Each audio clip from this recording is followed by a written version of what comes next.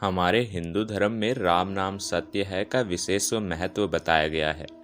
कहते हैं इस नाम के 3 बार जप करने का फल 1000 बार किसी भगवान का नाम लेने के बराबर है।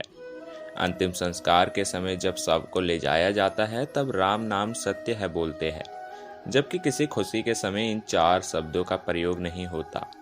तब हर किसी के मन में यह सवाल उठता है, किसी की मृत्यु के पश्चात ही इन शब्दों का उच्चारण क्यों होता है?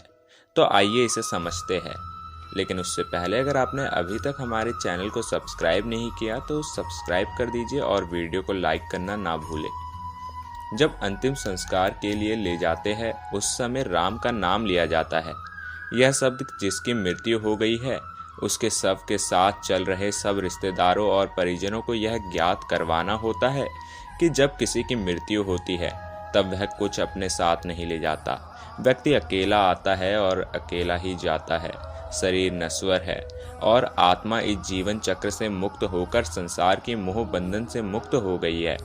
तो अब इस मृत शरीर का कोई अर्थ नहीं है और केवल राम का नाम ही है जो सत्य है। और इस राम नाम के जब से यह एहसास होता है कि वह व्यक्ति इस संसार से चला गया है। जब व्यक्ति चला जाता है तब उसके स्नेही जन बहुत दुखी होते हैं।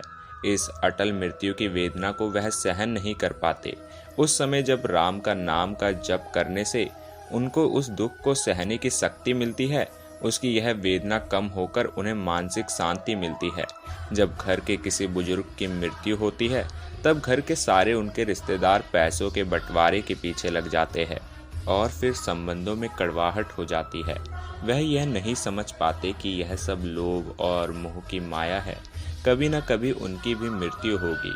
जो जैसा कर्म करता है वह उसे भोगना पड़ता है, अर्थात उसका अगला जन्म उसी के आधार पर निश्चित किया जाता है। पर इस संसार रूपी माया को कोई नहीं समझ पाता।